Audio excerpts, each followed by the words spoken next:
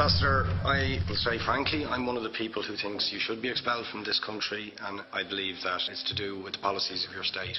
If I was Jewish and had never stepped foot in Israel, I could claim citizenship there tomorrow, but 6 million people whose origins are in what you now call Israel, who were forced out in 1947 or 48, do not have that right.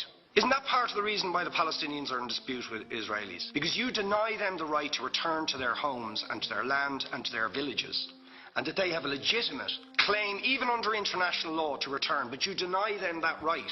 Why do you deny them that right? And why do you give that right to other people who have no connection whatsoever with the land, whether you call it Israel or whether you call it Palestine? Why do you continue to seize land if you're serious about Oslo and the two-state solution, which under that agreement is land designated to be Palestinian land? 500,000 people, most of which has taken place since Oslo. You allow that to happen. Why do you allow it to happen? If you're serious about giving this land to the Palestinians, it's absolutely extraordinary. Are you not just taking us, Ambassador, for idiots? That you can say with a straight face, we're serious about peace, but while we're serious about peace, we're going to seize Palestinian land. And you expect the Palestinians to just sit back and do nothing about that. Now, you know what the Palestinian people have been asking for. Far less even than some people would ask for. Because I believe the whole apartheid system should be dismantled. But what they've asked for is to lift the siege of Gaza. Just to lift the siege of Gaza. Let them have an airport. Let them have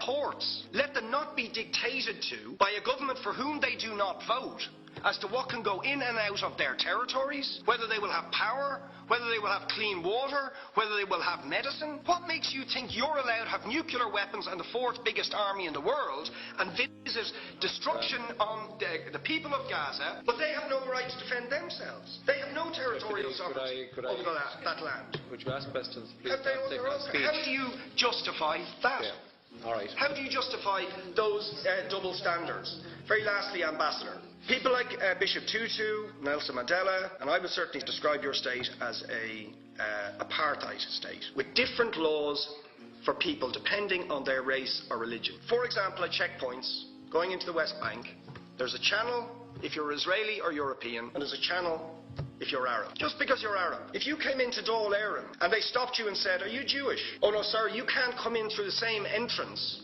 as Irish people or European people because you're Jewish, you would call that racism and apartheid. You practice that with your checkpoints and your military barriers and your apartheid wall. How can you justify